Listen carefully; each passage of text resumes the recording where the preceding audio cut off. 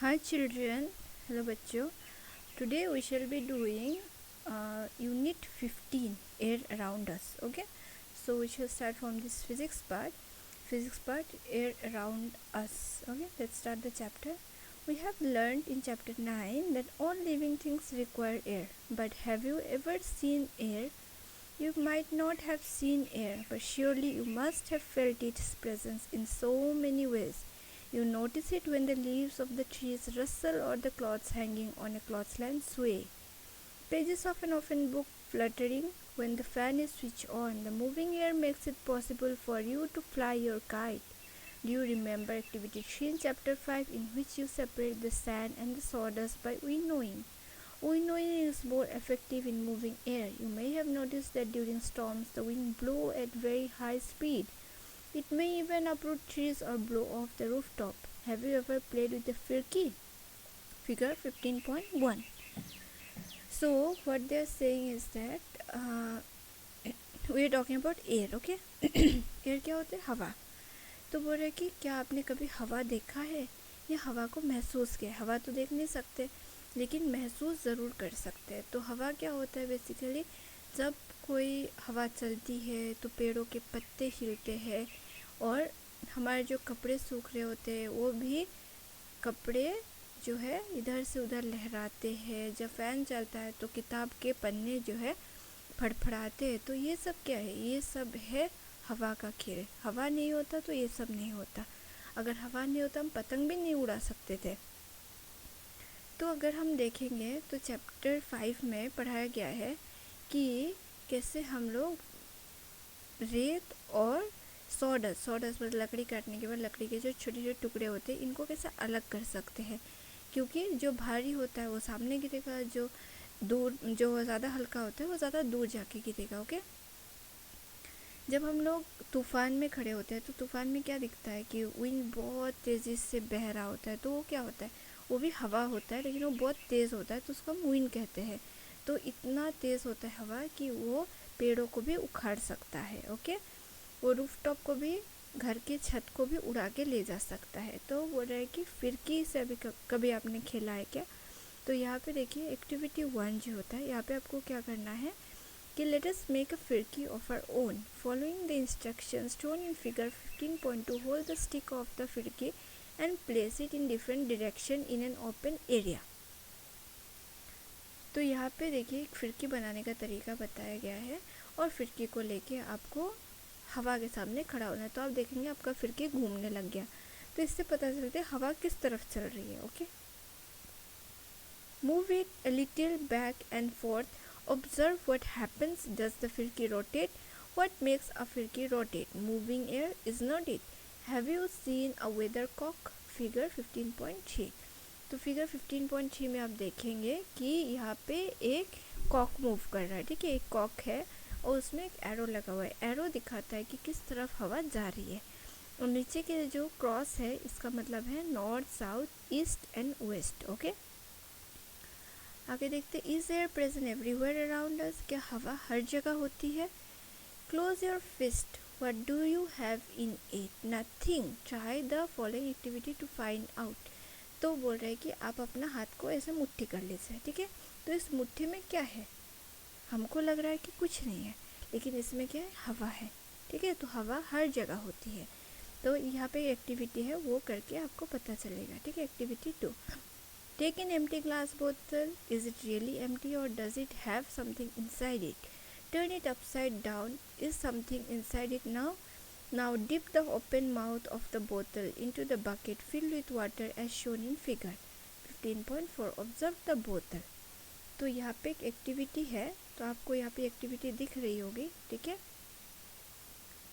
तो देखिए एक्टिविटी यहाँ पे क्या हो रहा है कि एक बोतल है और बोतल को हम लोग क्या करेंगे, ये एक टब है, टब में क्या भरा हुआ है? पानी. ठीक है.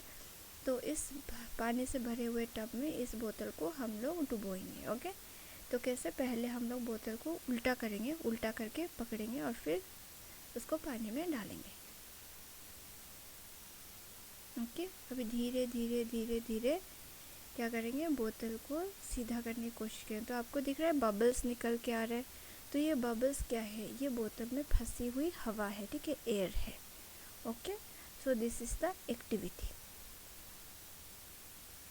Does water enter the bottle? Now tilt the bottle slightly. The water now enters the bottle.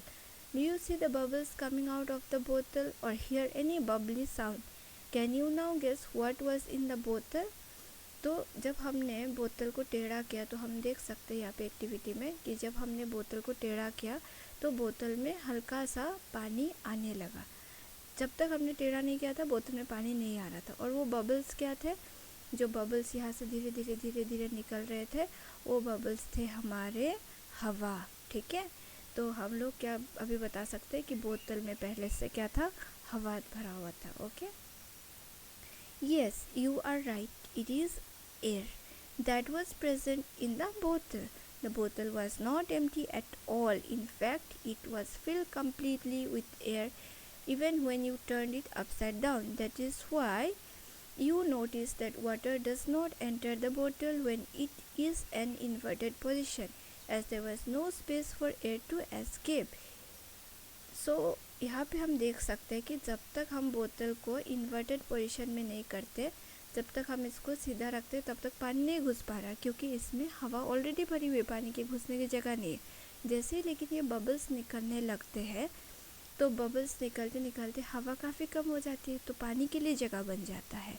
ठीक है, तो फिर पानी बोतल के अंदर जा पाता है. ओके, तो इससे हमें क्या मिलता है पता, कि हर जगह पानी है तो पानी, हर जगह हवा है तो हवा के बदले हमें अगर पानी भरना है तो पहले हमको हवा को निकालना है, तभी हम पानी भर सकते हैं. Okay, so air is present everywhere. This activity shows that air occupies space. It fills the space in the bottle. It is present everywhere around us. Air has no color. No one can see through it. It's transparent. Our earth is surrounded by a thin layer of air. This layer extends up to many kilometers above the surface of the earth, and it's called atmosphere. Why do you think mountaineers carry oxygen cylinder with them while climbing high mountains? तो वो इस activity से हमें पता चला कि हवा हर जगह होता है, हवा हर जगह पाया जा सकता है. और हमारी जो धरती है, हमारा जो अर्थ है, द अर्थ इज सराउंडेड, तो अर्थ के चारों तरफ जो होता है एक हवा का लेयर बना होता है. ठीक है, तो ये लेयर कई किलोमीटर्स तक जाता है, उसको हम क्या कहते हैं, atmosphere. We call it atmosphere. तो अभी हमको ये देखना है कि माउंटेनर्स होते हैं जो पहाड़ों में चढ़ते हैं, वो लोग अपने साथ जो ऑक्सीजन का सिलेंडर है पीठ पे लेके क्यों चढ़ते हैं. Okay, why do they carry oxygen cylinders on their back while climbing mountains? Because when we climb higher and higher the layer of air becomes very thin. वहाँ पे ऑक्सीजन का लेवल बहुत कम हो जाता है. And oxygen, without oxygen we can't breathe, हमें सांस लेने में प्रॉब्लम होती है. तो इसीलिए क्या करते हैं कि वो लोग अपने साथ ऑक्सीजन सिलेंडर्स लेके जाते हैं, जिसके थ्रू वो सांस ले पाते हैं. Okay, Let's see the next part. What is air made up of? हवा किस चीज़ से बनी होती है? Until the 18th century, people thought that air was just one substance. Experiments have proved that it is really not so. Air is a mixture of many gases. What kind of a mixture is it? Let us find out about some of the major components of the mixture, one by one.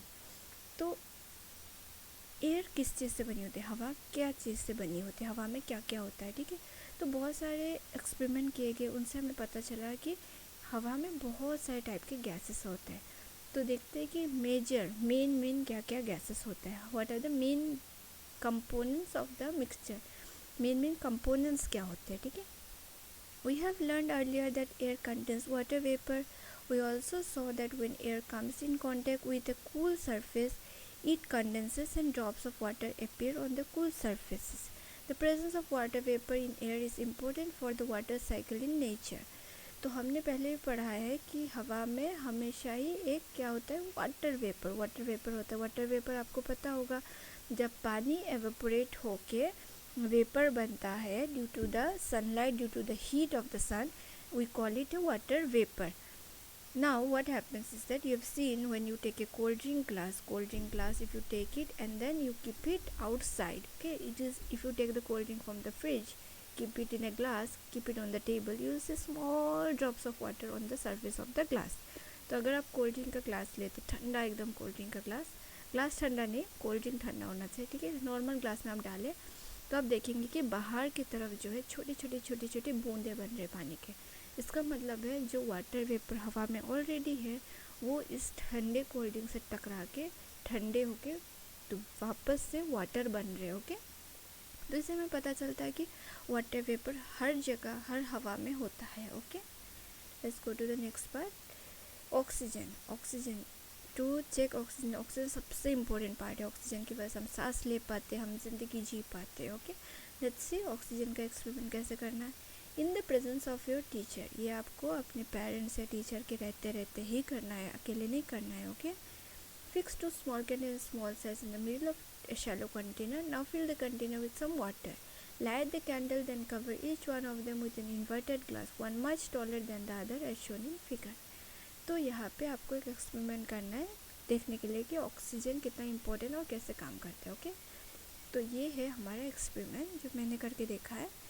यहाँ पे क्या किया, हमने 2 glass लिया है, एक छोटा वाला एक बड़ा वाला, ओके। बड़ा glass, 2 glasses, 1 small 1 big and tub that is filled somewhat with water, and then we put 2 candles in it. We light the candles, both of them. Now what we'll do, we'll cover both the candles in separate glasses. Can you see the water rise up? तो आपने देखा पानी थोड़ा ऊपर आ गया जैसे ही हमने cover किया, ओके। और छोटा वाला जो ग्लास था उसका कैंडल जल्दी बुझ गया, and the larger glass the candle blew out a little bit later, okay. Can you see that? It just went after the smaller one. Why? Let's see why. Observe carefully what happens to the burning candles and the water level. तो आपको देखना ये कि water level को क्या होता है और बर्निंग कैंडल्स को क्या होता है। Do the candle continue to burn or go off? It went off, right?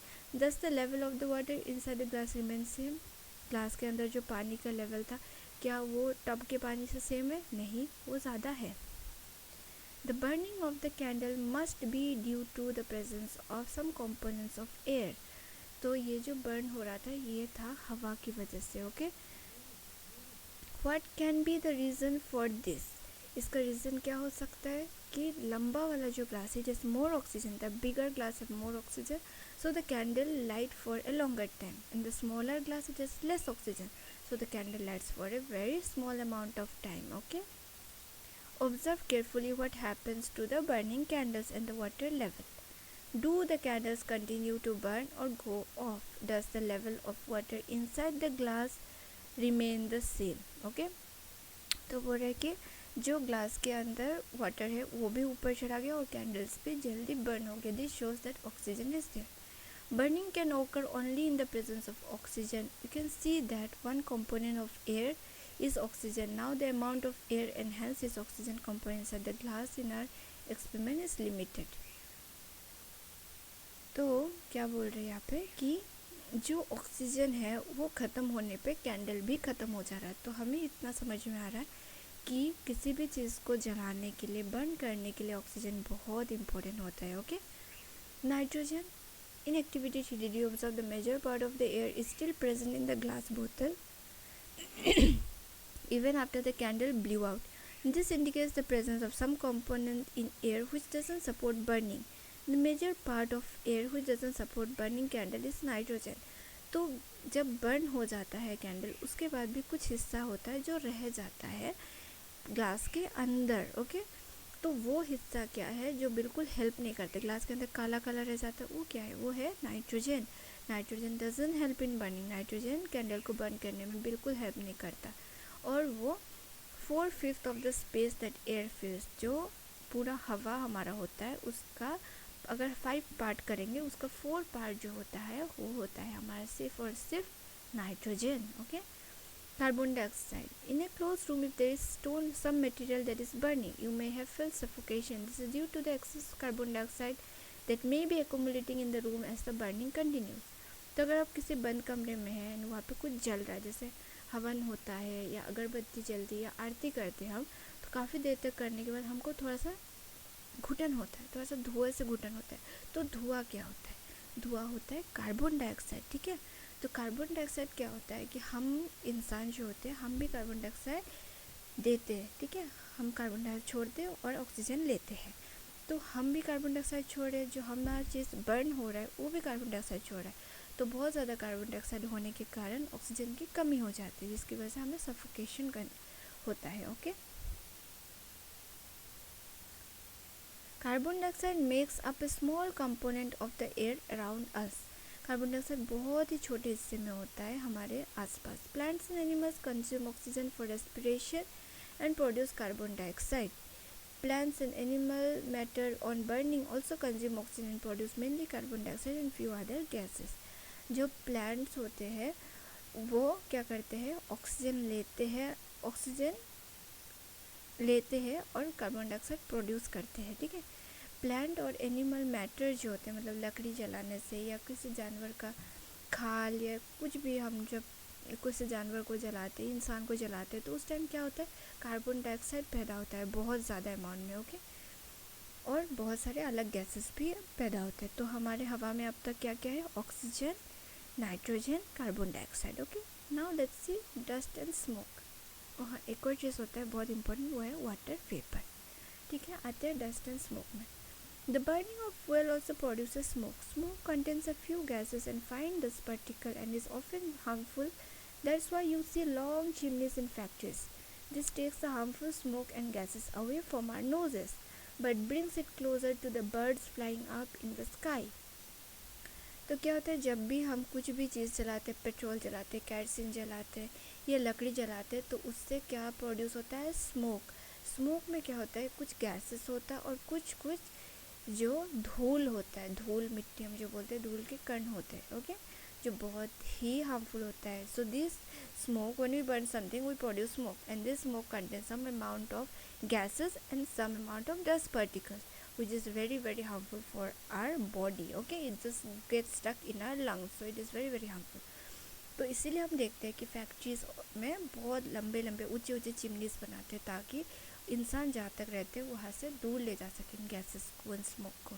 But what happen, birds के पास पहुँच जाता है, वो बर्ड्स आराम से सांस नहीं ले पाते, उड़ नहीं पाते अच्छे से। Okay, so it is very harmful for everyone. Dust particles are always present in air. Dust particles हमेशा हवा में होता है, लेकिन दिखता नहीं। दिखता कैसे, ये एक्टिविटी आप करेंगे तो आपको पता चलेगा। Find a sunny room in your school or home. Close all the doors and windows with curtains pulled down to make the room dark. Now open a door or a window facing the sun, just a little, in such a way that it allows sunlight to enter the room only through a slit. Look carefully at the incoming beam of sunlight. What you have to do, you have to take a dark room. Okay, dark room, and then open just a small hole or a small slit, like small space in the door. Okay, but the room, outside the room, it should be sunny. ऐसा नहीं कि रात को आप dark room में करोगे तो आपको मिलेगा। Okay, you should not do it at night, because at night you won't be seeing any light coming from that small hole. So you have to do during a very sunny day and where the room is full of light. You make the room dark. Now open small part of the curtain or make small part of the door. Okay, you see small ray of sunlight is coming inside, and you look very carefully in that ray. You will see lots of dust particles like in this picture. Okay, you have to do it like this. You will see small dust particles revolving around that light. So this will prove that this air contains dust particles, which is shown by the small amount of light. Okay, during cold winters you might have observed similar beam of light filtered through the trees in which dust particles appear to dance merrily around. तो जब ठंडी का time होता है, winter का time होता है, if you look through the trees, पेड़ों के बीच में से जो रोशनी आती है उनमें आप देखेंगे तो आपको ये डस्ट पार्टिकल्स मज़े से नाचते हुए दिखेंगे. Okay, they just move around like this in the air, so you will see them. Okay, and this is present everywhere. It may not be visible, it is present here also, there also, everywhere. Okay, more or less. Now during cold we inhale air when we breathe through our nostrils. Fine hair and mucus are present inside the nose to prevent dust particles from getting into the respiratory system. Do you recall being scolded by your parents when you breathe through your mouth? If you do that, harmful dust particles may enter your body. तो हम लोग कहाँ से सांस लेने से, हमें नाक से सांस लेने से, क्योंकि नाक के अंदर बहुत छोटे छोटे हेयर्स होते हैं. We should breathe with our nose because our nose contains very small hairs which absorb all the dust particles and doesn't let it go through the nose and the nostril to our lungs. Okay, but if we breathe through our mouth, if we do like this, then what happens, there is no hair in our mouth, so all the dust particles also goes inside it. Okay, you should never breathe with your mouth, you should always breathe with your nose, so that the dust particles would not enter your body. So that's why your parents may also scold you while breathing through your mouth. You should not do that. Okay, now if we see, we may conclude that air contains some gases, water vapor and dust particles. The gases in air are mainly nitrogen, oxygen, small amount of carbon dioxide and many other gases. So can you see, oxygen is this part, very small, 21%, other gases 1%, nitrogen is 78%. Okay, we see that air contains mostly nitrogen and oxygen. In fact, these two gases together make up 99% of the air. A small portion, can you see the darker part, that is other gases. Otherwise, it's all nitrogen and oxygen. Okay, and a few other gases, water vapor and dust particles. How does oxygen become available to animals? Okay, how does animals get oxygen? And animals that live in water and soil. Okay, water and soil. On the land, we just breathe oxygen through the air, but inside the water, inside the soil, ठीक है, तो देखते हैं कैसे उनको oxygen मिलता है जो मिट्टी के नीचे रहते हैं, पानी के नीचे रहते हैं. Activity 5. Take some water in a glass vessel or beaker. Heat it slowly on a tripod stand. Well, before the water begins to boil, look carefully at the inner surface of the vessel. Do you see tiny bubbles on the inside? Figure 5.10. Okay. तो क्या करना है, आपको पानी उबालना है. ठीक है, you have to take a pan, एक पॉट ले सकते हैं, एक पतीला ले सकते हैं, उसमें आपको पानी उबालना है. तो देखिएगा पानी जब उबालना स्टार्ट होता है तो चारों तरफ छोटी छोटी छोटी छोटी बूंदे बनते हैं.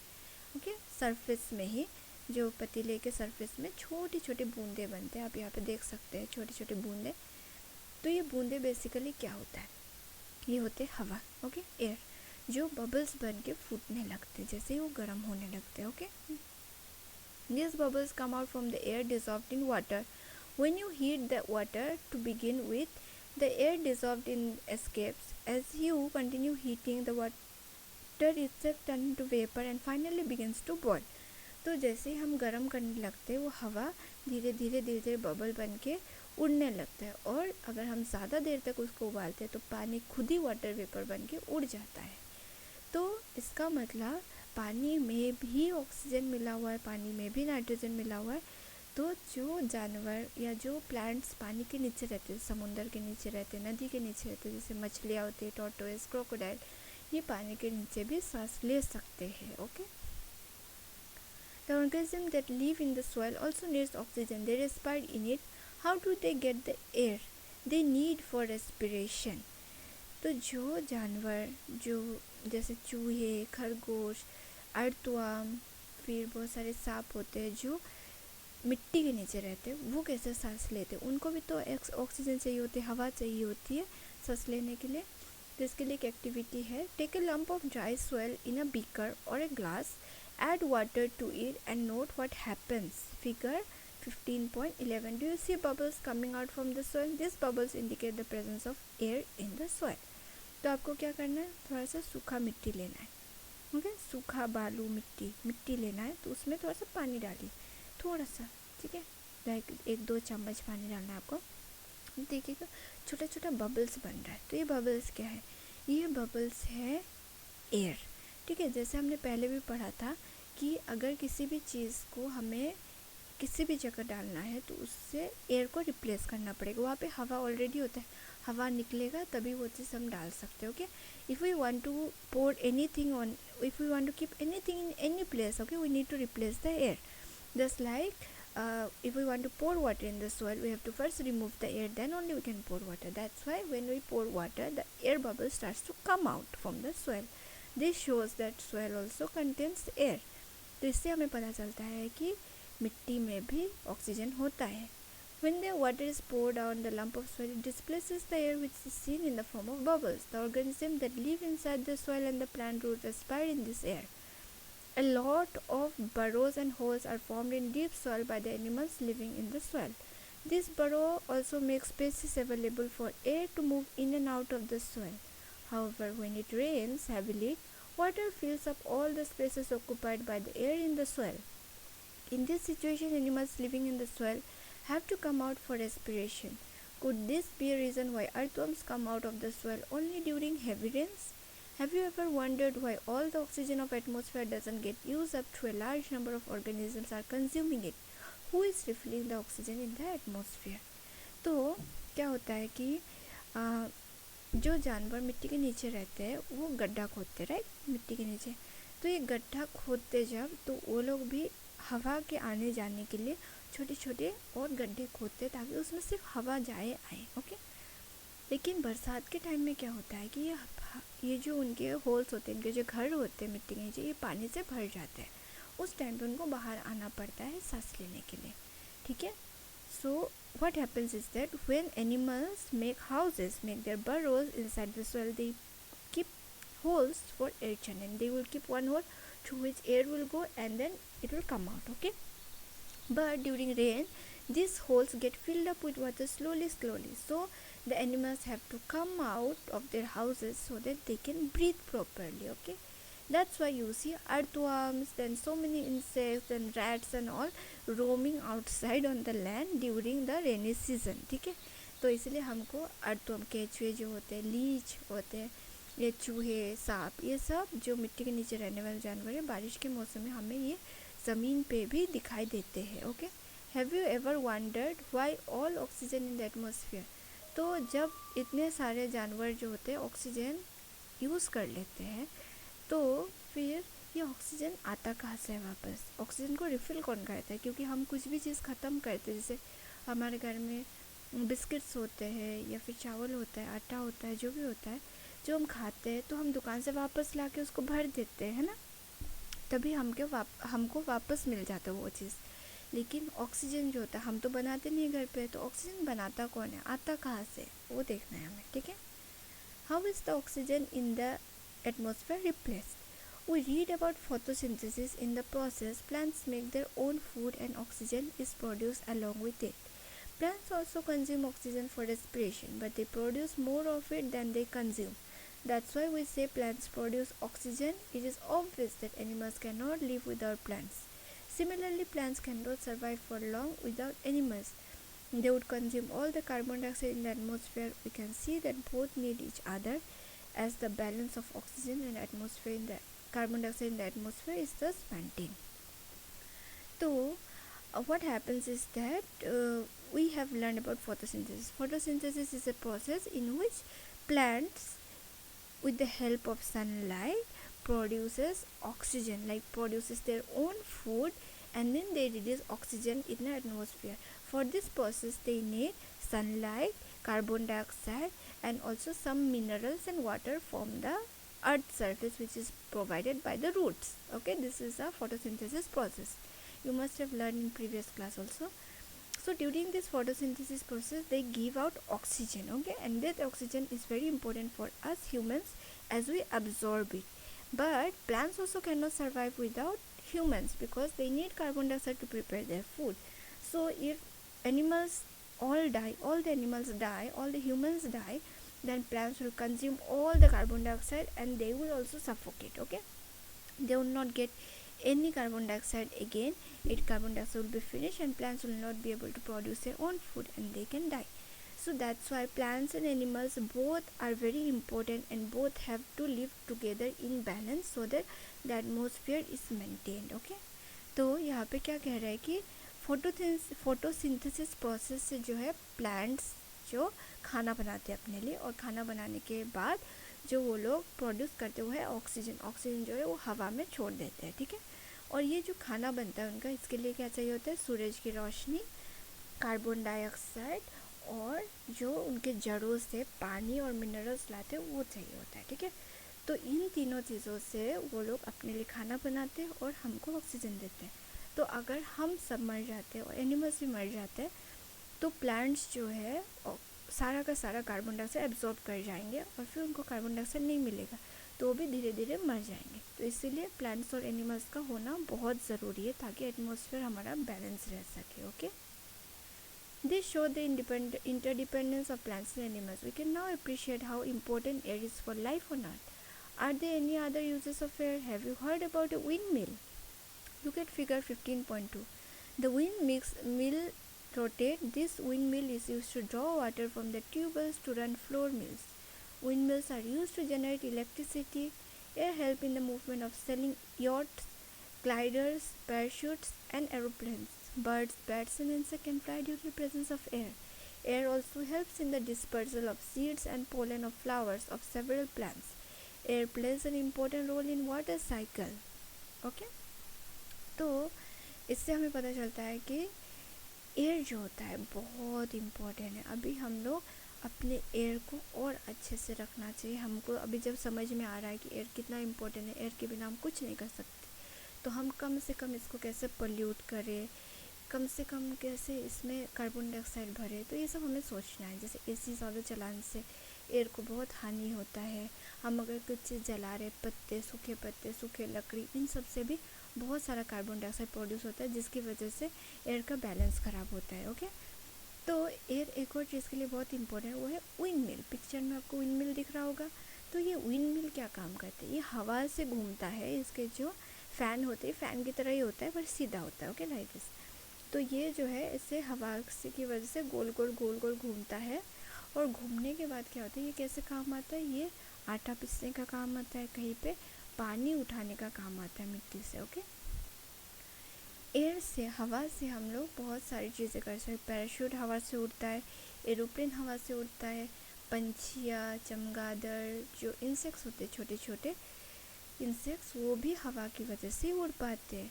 और जो बहुत सारे बीज होते हैं, वो भी एक पेड़ से दूसरे पेड़ हवा की वजह से उड़ के जाता है और उससे पेड़ उगते हैं. ठीक है, तो एयर बहुत ही ज़्यादा इम्पोर्टेंट रोल प्ले करता है वाटर साइकिल में भी. So that's how you know कि air is so important for living and also for everyday work. Okay, if you like this video, please share with your friends and share it among your classmates also, and please subscribe to my channel Fun Learn, and please press the bell icon so that you can get new science videos whenever I upload it. Thank you so much.